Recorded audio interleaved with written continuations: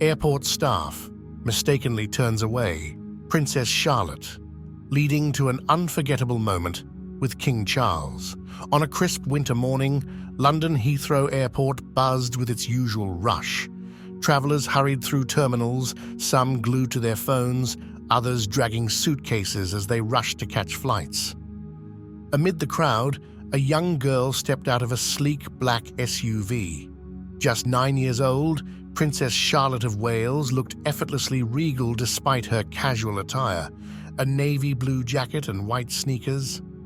She was en route to a charity event in Edinburgh, eager to meet children from all over the country. Yet, in the sea of busy passengers, no one immediately recognized her.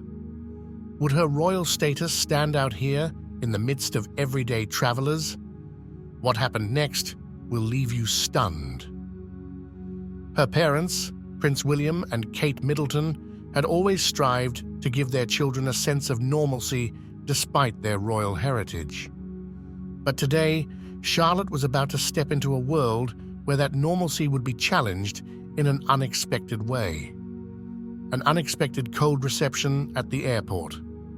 In Princess Charlotte's world, the usual boundaries of normal life often didn't apply. But what she hadn't expected that morning was the chilly reception she would receive from the airport staff, who had no idea who she was. As she approached the terminal, she walked with quiet confidence, though there was a hint of unease in her step. Despite growing up in the public eye, Charlotte had learned to carry herself with grace, never demanding attention, but naturally radiating the presence of someone born into royalty. Clutching her ticket tightly, she glanced around the bustling terminal. Excitement for the trip swirled with a familiar nervousness. Large, unfamiliar spaces always made her a little uneasy.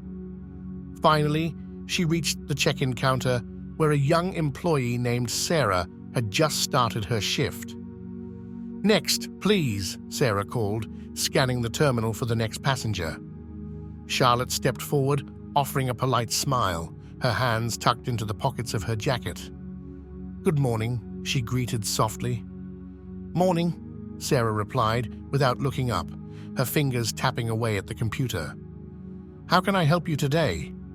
Charlotte slid her ticket across the counter, keeping her eyes on the boarding pass.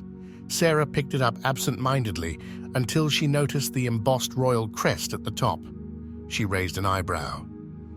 "Is this your ticket?" Sarah asked, her tone neutral but skeptical. Charlotte nodded, feeling a slight warmth rise to her cheeks. "Yes." "I'll need to see some identification," Sarah continued, now studying the ticket and Charlotte's face more closely. Charlotte hesitated. Should she mention her title? Would that make things more complicated? Unsure of what to do, she fell back on the values her parents had instilled in her: always be polite. Taking a deep breath, she smiled again. "I don't have my ID, but that's my ticket. I'm Princess Charlotte of Wales." A brief, awkward silence followed. Sarah blinked, as if processing what she had just heard. "Princess Charlotte?" she repeated, disbelief creeping into her voice. "I'm sorry, but I'll need to confirm this." Before Charlotte could respond, Sarah turned and whispered to a colleague, a middle-aged man named Frank. He glanced at Charlotte, his eyes narrowing slightly as if something didn't quite add up. The two exchanged a look Charlotte couldn't decipher. After a long pause, Sarah turned back, her tone now noticeably cooler. "Sorry, miss, but we'll need to verify this before proceeding. It's unusual for a child to be traveling alone, especially with..." Princess Charlotte faces unexpected scrutiny at the airport. "A business class ticket? Just a moment, please." Charlotte's heart sank. She had felt this before, the constant doubt, the questioning of who she was and why she was there. No matter how many times it happened, it still stung. She took a deep breath, reminding herself of what her parents had always taught her.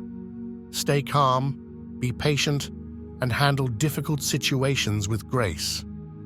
As Sarah typed into the computer and whispered to Frank, Charlotte stood quietly, scanning the terminal. How she longed for a day when she could move through the world without suspicion following her every step. But today was not that day. Instead, she stood there, feeling less like a royal and more like an unclaimed suitcase. Finally, Sarah turned back to her. "I'm afraid I'll have to escort you to a holding area," she said firmly. "We need to verify the payment for your seat." Charlotte's stomach twisted with frustration. "But it's my seat," she protested, her voice soft but steady. Sarah, however, had already signaled for another staff member to step forward. "Please follow me," the staff member said, eager to move things along. Charlotte's eyes widened as she glanced around the busy terminal, silently hoping that someone, anyone, would recognize her. But no one did. In that moment, she wasn't a princess. She was just a little girl, standing alone in an airport, facing a level of scrutiny that felt overwhelming. Her thoughts raced to her parents, who were likely unaware of the mix-up. They had told her this trip was important, a chance for her to step out into the world and make a difference. But now, here she was, stuck, questioned, doubted. Swallowing her frustration, she followed the staff member down a quieter hallway toward a small side room. The fluorescent lights buzzed faintly, and the walls were stark and bare. Gone was the lively hum of travelers, the friendly voices announcing flights. Instead, the room felt cold and unwelcoming. As the door shut behind her, Charlotte felt her throat tighten. She had been pulled aside for security checks before, but never like this. The longer she stood there, the more the weight of her identity pressed down on her, the responsibility of being the daughter of the future King of England. Just as she was about to speak, the door opened again. Another airport staff member entered, his name tag reading George, Supervisor. He studied Charlotte for a moment before glancing at her boarding pass, his expression unreadable. "I apologize for the delay," George said, his tone brisk. "But we can't process your boarding pass without further confirmation. The system flagged your ticket, and we need to verify its legitimacy." Charlotte's mind raced, but she was too exhausted from the ordeal to argue. "My parents are expecting me in Edinburgh," she said softly, staring down at her hands as she fought back tears. George looked at her again, then let out a slow sigh. A royal intervention. King Charles steps. I'm going to have to call someone to verify the payment for your seat. It's just a routine procedure, but we can't allow anyone to board without confirming the details." Charlotte nodded, still silent. She had no idea how long this would take. It wasn't like she could simply call her parents. They had their own responsibilities, and she didn't want to cause a scene. Still, standing in this stark, unfamiliar room, she felt more out of place than ever. Minutes dragged on, stretching into what felt like hours. The fluorescent lights above cast a harsh glow over her small frame as the staff exchanged hushed conversations and uncertain glances. She had never experienced anything like this before, being questioned, doubted, treated like just another traveler. The distant sounds of the airport, the rush of footsteps, the hum of conversations, the crackling announcements over the loudspeaker felt like a world away. Here in this cold, sterile space, she was utterly alone. Charlotte swallowed hard, fighting back the frustration rising in her chest. She felt like she was losing control of the situation, teetering on the verge of tears. And then the unexpected happened. The door swung open again, but this time, it wasn't another airport employee. A familiar presence stepped inside, regal, commanding, reassuring.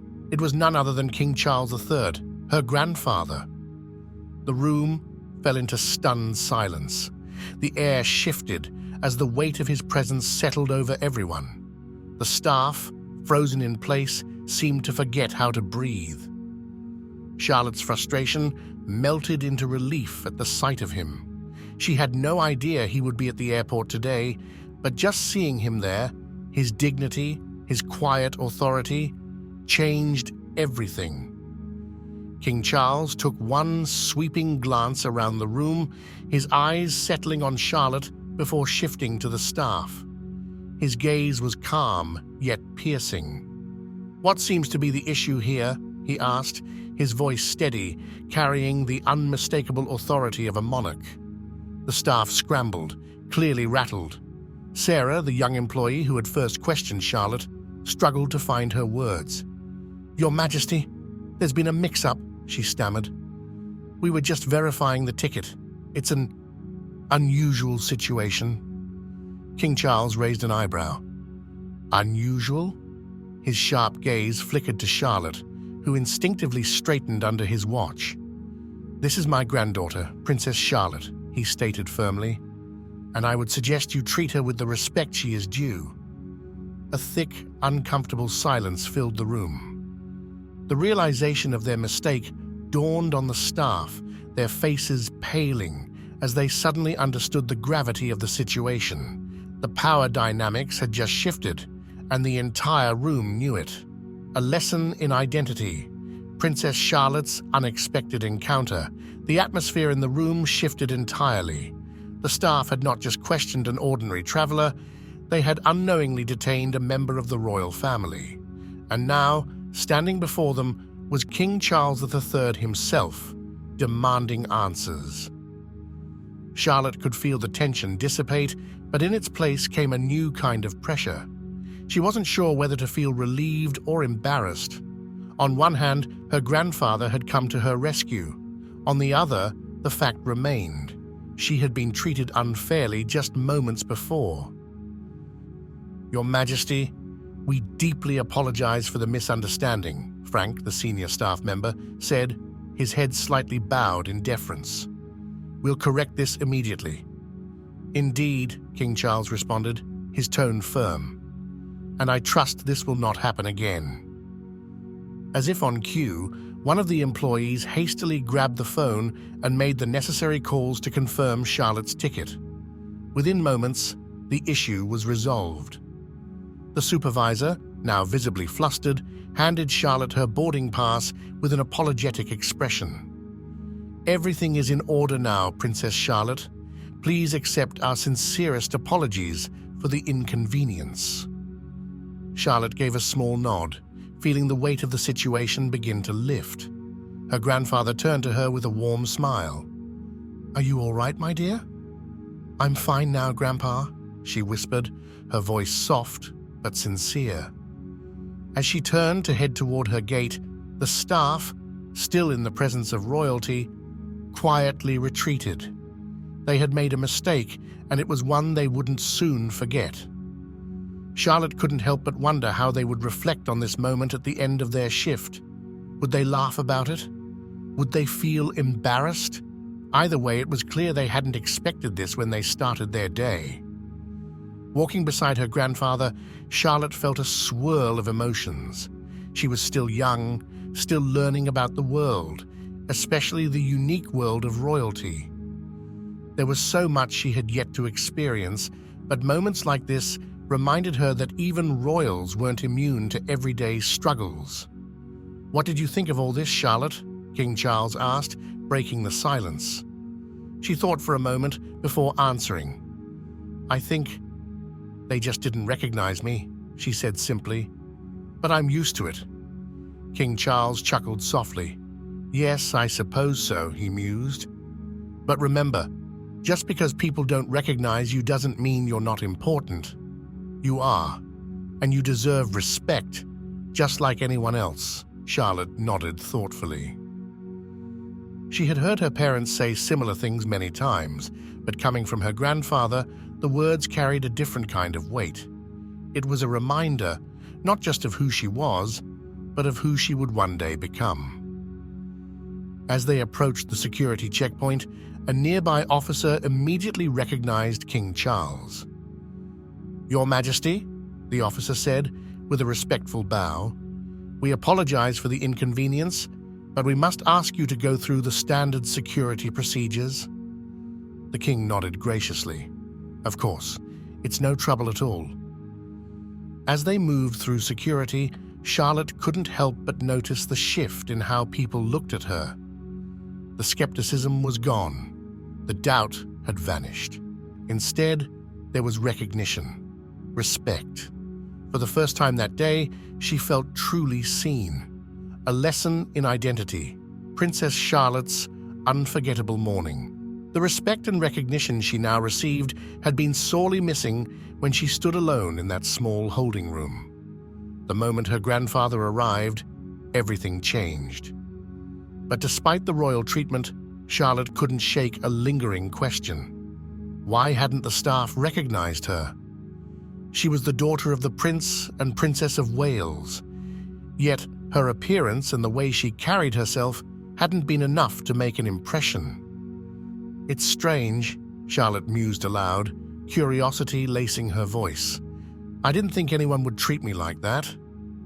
King Charles glanced at her, his expression soft and thoughtful. It's not unusual, Charlotte. People don't always recognize those who aren't constantly in the spotlight, he explained.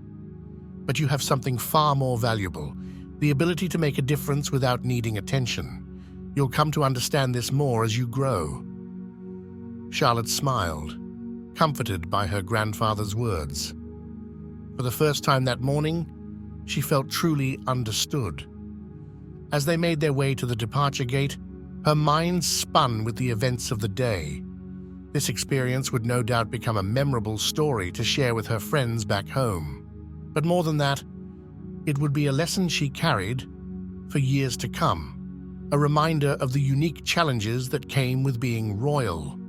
Moments like these, surrounded by ordinary people, reinforce the importance of staying grounded. Being royal wasn't just about titles and privileges, it was about the ability to connect with people from all walks of life. As the plane finally took off, Charlotte leaned,